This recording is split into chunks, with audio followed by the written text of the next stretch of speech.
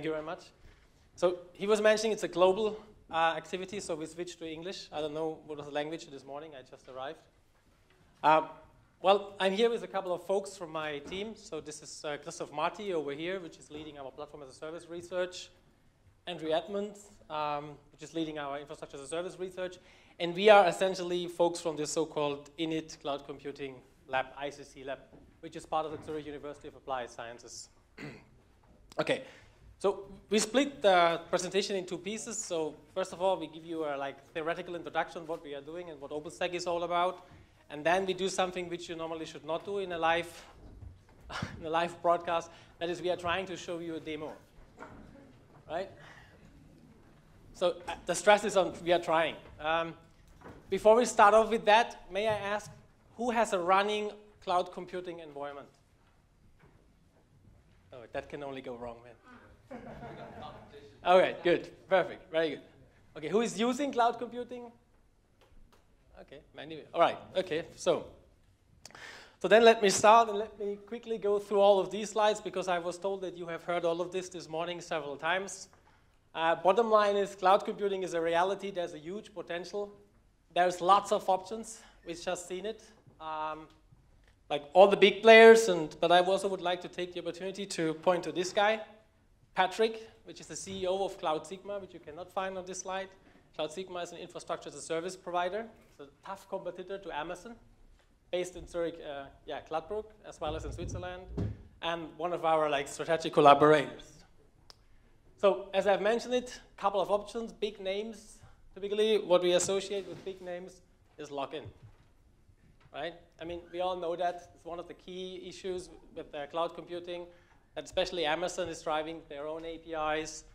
So does Amazon, so does Microsoft, so does IBM, Rackspace, and all the other folks. So what is the solution, or what is one solution to it? And I think this is also the background of the CH/Open Association, the open standards and open source. And we are going to talk a little bit about this next couple of minutes, stressing the OpenStack framework. All right, looking at cloud computing at a stack, infrastructure as a service, platform as a service, and software as a service. Obviously, I mean, the higher you get in the stack, the more diverse the system is. I mean, nowadays, software as a service is essentially, or cloud computing at software as a service level, is essentially everything that you can access via the web, right? So that's how many companies now reinterpret their web-based applications, which they are selling already for like 20 years or whatever. So if you accept this kind of definition of cloud computing, then Hotmail 20 years ago was already cloud computing, right? And that is, of course, nonsense. And that's why we are saying essentially the diversity, and also the blur regarding the definition gets greater and greater the higher you walk up in the stack. On the other end, and I think this is also a consequence of this diversity, is the availability of open source solution for cloud computing at infrastructure as a service level, platform as a service level, or software as a service level. So what do we have in that space? I mean, again, starting from the bottom, we know virtualization is essentially the key enabler for it. There's lots of open source tools around, KVM, Xen, OpenVSet, and so forth. And just to get back to Cloud Sigma, which is Patrick representing. So their entire cloud is based on KVM, so an open source product, right? And then again, moving up, I've mentioned it, in the software as a service space, it's very fussy. So Sugar CRM is a CRM solution, right? It's a web-based tool. It could be compared to what Salesforce offers, for instance, but is it really cloud-based? Hard to say, right? So then if you move lower, it gets a bit more concrete. Platform as a service, there are several options. Recently, there are more and more options emerging, like OpenShift. I think there was a speaker, or there is a speaker from Red Hat in the room. Then Cloud Foundry is one. Another one is Stratus, SmartOS. So there's lots of talk, lots of movement in this space. But traditionally, let's say the initial movement, the biggest momentum was created in the infrastructure as a service space, where we have nowadays several options. I mean, 4 is what we have listed here, the 4 most prominent ones. And I'd just like to stress that the other 3, as you can see, from 2006 already, so it's quite mature. and they are like pretty stable, pretty well developed and so forth. OpenNebula, for instance, is a purely European product. So it's a direct outcome of several European research projects. Was essentially initiated by the European Commission to have a kind of like countermeasure in the cloud computing space to all these like movements like Eucalyptus, which were more US-based. But the problem we see with all of them, of course, is that they are very diverse. So, and maybe you're aware of it. Nowadays, there's a huge, huge discussion ongoing, which are the right APIs to go. So and there's where OpenStack clearly differentiates from the rest of the pack in this domain. So with that, I would like to hand over, so this was my part, to Andrew. Andrew is the co-chair of the OCCI Open Cloud Computing Interface Standardization Working Group, and he will tell you a little bit more about this and then also show you that all this is not just like slides and marketing, but is a reality. Thank you. Hey everyone. This is first and foremost the shortest slide deck for OCCI that I've ever seen in my life. Briefly, right, OCCI is a standard specification that would hope to be a standard that specifies the interface into infrastructure as a service provisionings. A fabulous quote we got from actually the reviewers of one of our IEEE Internet Computing publications was Oki is inclusive of an evolving world of cloud resources. And primarily the reason for that comment was that OCCI is fully extendable. OCCI is based around three specifications: the core, the infrastructure, which is the infrastructure as a service piece, and the HTTP. Now, if you have particular differentiating aspects with respect to your service offering, you can utilize the OCCI core model to extend that. Now, a lot of people will say that extending standards is somewhat troublesome and problematic. How do you discover and understand what features are on offer there, especially the differentiated features? In OCCI, we have a registry in which you can actually inspect and, as such, understand the model itself at runtime. So you have, in effect, a reflection capability. OCCI itself has had quite an amount of impact currently, globally, in fact. You'll see there we have the NIST. So the NIST has the SAGA working group, and their OCCI is being used and evaluated. We have Sienna. Sienna is, if I can read the small print, is the Standards and Interoperability for E-Infrastructure Implementation Initiative. And that happens throughout Europe. And very interesting there within Sienna, we have EGI. EGI is the European Grid Initiative. The European Grid Initiative is a huge set of distributed data centers right across Europe. And there they've specified a standardized profile for anybody wishing to join this federated cloud, as they call it. And in that, OCCI figures in the picture along with the likes of OVF and CDMI. We also have its counterpart in the US, Future Grid. And there also they've specified that we want OCCI, or they want OCCI, as one of the standardized interfaces for which the clients can interact with. From a governmental point of view, OCCI has also had very good impact. We've had recommendations from the UK G-Cloud initiative, and also most recently from the German government, from the, if I get it right now, the Economic and Science Department. This is all wonderful, but at the end of the day, a standard's is of no use to anyone unless you have implementations. Okay? It's the IETF want always, running code. And this is another place where OCCI really shines really well. The previous 4 implementations of Cloud Infrastructure as a Service framework, all of those have implementations at some state. In fact, OpenNebula currently has theirs. OpenStack also has it. There's current discussions on with CloudStack, and also, if I remember the last one, with Eucalyptus, there's a private, albeit private, implementation that I've heard of from Oxford University. There's also, and that's purely because of how OCCI is. OCCI is 100% open. Sam Johnson earlier on today describes the OCI. And Sam had wonderful input, wonderful technical input into OCCI. And it was from OCCI that you could see a common vein coming out into OCI, where you can see all the open formats, the open APIs, and open source aspect that OCCI, so the Open Cloud Computing Interface, has today. So Speaking of implementations, there's OpenStack. I've been responsible for the implementation of the OCCI on top of OpenStack. But now I'm going to digress and we'll focus more so on OpenStack itself. OpenStack being the most preferred framework for experimentation in the ICCLabs. Before we actually kick into the gory details, just a quick look at the genesis of OpenStack. And OpenStack's got a wonderful heritage, as many of you know, coming from NASA, contracting out to ONSA labs, and eventually all culminating in the Essex release. The Essex release is what we currently have deployed on our lab infrastructure, and it's that what I'll demonstrate after a quick overview of the architecture for OpenStack. Just as a hand count here, how many people are familiar with the architecture internals of OpenStack? 1, 2, 3. So you guys are going to ask me really difficult questions at the end then. Excellent. So that's the OpenStack architecture. It's from Ken Pepples, a guy from Internap, who also actually, they deploy and run OpenStack instances. And it's a very high-level conceptual model, okay?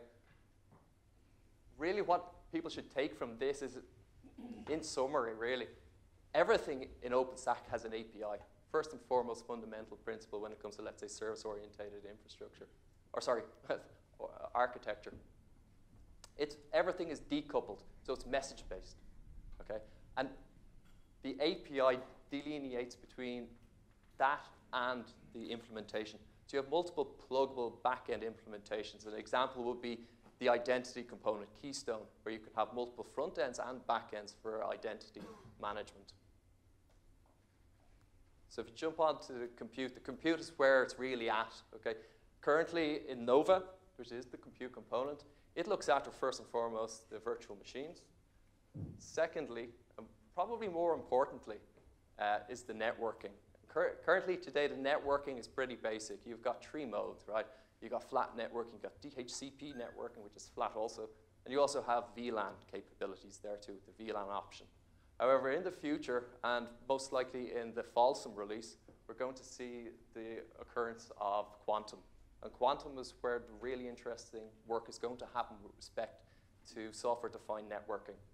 Quantum having plugins already for the likes of Open vSwitch, Linux bridging, and also I think it's some of the Cisco hardware. Another aspect with respect to further componentization of OpenStack will be Cinder. Cinder is effectively the componentization of Nova Vol. Okay? That's going to look after all block storage capabilities, so the likes of that are basically back-ended by iSCSI or ATOT over Ethernet. And that's pretty much the compute component, okay? There's one thing to note about this and all the time is actually it's the compute that actually looks after the OpenStack API itself currently, okay? At least from the project perspective. The image service itself, this is pretty simple. It's Glance. Glance is effectively 2 components. You have the Glance registry, which looks after the metadata, and you've got the backends. And there's plenty of backends, and one of the useful things about it is that it can eat its own dog food, literally, and it can use Swift as a backend to store all the virtual machine images. Object storage. So this is a pretty simple one. It's basically the Amazon S3 clone. You've got data, which are the object, and you've got also buckets. So they're known as containers in the Swift speak. The core design principle is it's eventually consistent, and it's, again, tightly integrated, not only with OpenStack itself, but also with CloudStack. There's currently work ongoing to integrate that with CloudStack, so that's an interesting piece. So, you know, you cannot access any of these services unless you go to the identity service, Keystone. So it looks after authn and authz to all services. So the first calling point that any client will have will be to Keystone to get a token. And once with that token, you can authenticate yourself against any service. The service will receive that token and call back to Keystone. It also looks after the service type catalog in OpenStack. So if I have 2 differing service offerings with respect to storage, for example, they could be registered in there. we also would register the OCCI API in there because it in effect is a different means to access OpenStack functionality. So we need to be able to advertise that capability there. And again, as I said, pluggable front end and back ends. So you've got LDAP on the back, you may have OpenAuth on the front. So the dashboard, this is what I'll demo. So it's modular. You can plug and play with various different pieces within it. An example of that is the Swift modular component that you can actually interact with the Swift backend services.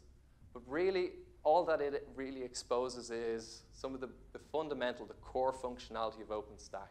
If you want more, let's say, more detailed, finer, granular control, you either have to go in on the command line currently today, or you will have to use specific calls against the API exposed of HTTP. And it's actually what's quite nice, I like with Horizon, is that it doesn't have any explicit bindings to any of the services yet again. It talks the OpenStack API on the back to the various components, which in general it'll talk to compute.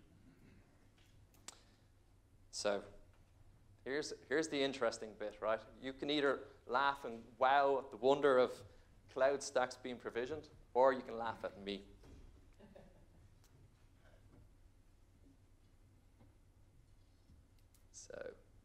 So here we are. Okay, this is the dashboard. We all see it. Okay, it's a little bit small. Okay. So you can see here we're currently running, there's 3 instances there. They've got IP addresses, some private, some public. This 192 is a public address, and it just shows the various attributes of the machine itself. Really, to interact with an OpenStack at this level, it's really, really easy. Okay, anybody that can use Google, Gmail can use this. To launch an instance. Sure, and this is, like Thomas is saying, although it says local host, we're actually tunneling over SSH to get access to the internal data center. So these are approximately 15 to 20 virtual, or not virtual machines, but physical machines running in the ICCLab's data center. So when I want to provision a virtual machine, I'm presented with the image I wish to run. So it's simply just launch. We get a dialog box. So I, limited by screen space, will put in my name. So it's Andy1. Use a date I don't need to worry about right now. But more importantly, I need to select the flavor, so the actual machine specification. Right, so these are the default ones. In OpenStack, you can customize them should you wish to do so. Really, at the moment, we have the large there, so it's 8 CPUs, 10 gigs of disk, and a whole bunch of RAM, which is 16 gigs. So let's be adventurous and see if we can do that. I need to select my key pair so I can authenticate myself against the virtual machine once it's provisioned. And the instance count. I'll just provision 1 right now. There's some security groups. By default, the default security group allows you nothing, just like in Amazon EC2. You can go into the access and security panel, and you can set up your own custom security groups. And there we have one, just purely for SSH. So I'll select that and enable it. So we'll launch it. And you'll see it here. So it's building, it's spawning, and eventually it'll be accessible. Now, it's still not accessible to a client. We have to allocate a floating IP. So to do that, quite simply, we need to go to access and security.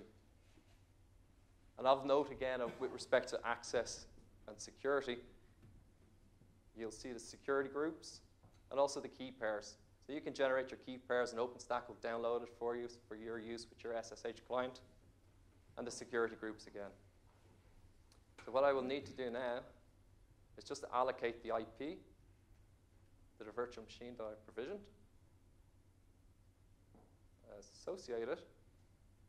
That should be associated. Now, that's all well and good, but how about we apply and attach some block storage to it? So if we go back to instances and volume, we can go down here, create a volume, and a volume name. We can just call it Andy2 as well. Don't need a description.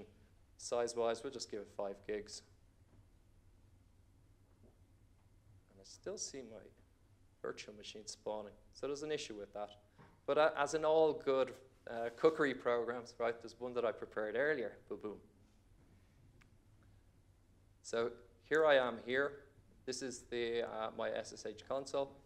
And I had previously allocated an IP address, and now I can SSH into it. So this is it here. As you can see, that's my key pair, and that's root going in at that particular IP address that I'd previously allocated. I just need to change root to Ubuntu. And so we're in. Now, let's just go and check. Well, I actually haven't allocated the volume to this particular instance, but you can take it from me that that will be actually allocated against it. So that's the provisioning of a virtual machine with OpenStack. Of course, with OpenStack, one of the more interesting services, and one of the big core ones is the object store, so Swift. Okay. We can go, if people are in. Will we go in, or do we want to move on? Okay. So here's the containers. And we can create one. It's effectively just like creating a folder. So we'll call it test1. Create the container.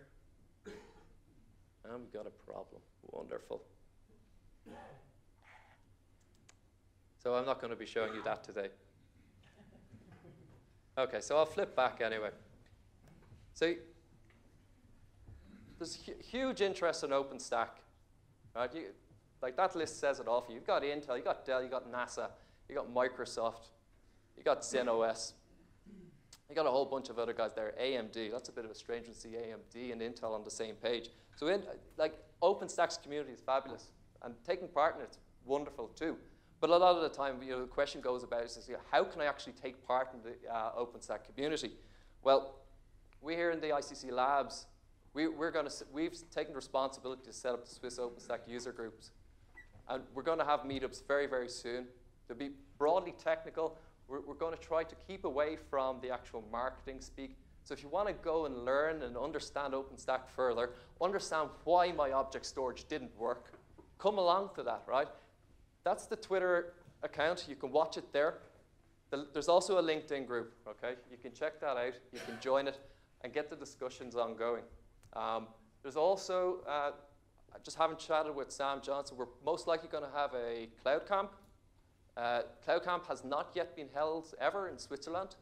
I've done a number of them in Dublin, and they're really good. Really, the format is people come in, give a really short overview of the interesting work that they're doing. And after that, people will break out into various different groups and talk about interesting things that they all decide collectively upon. Naturally, one of the core tenets of CloudStack, or sorry, not CloudStack, but Cloud Camp, is that there's beer and pizza. Trust me, we tried not to have it. We tried to have it actually on site on Intel. And Dave Nielsen, the main guy with Cloud Camp, he wouldn't have it. We actually had to move venue at the last minute. So they're really principled on that. And that's it from myself anyway. Thomas? Nothing else more. So guys, thank you very much for your attention. Wonderful. Any questions? Seems not. Thank you very much. Okay.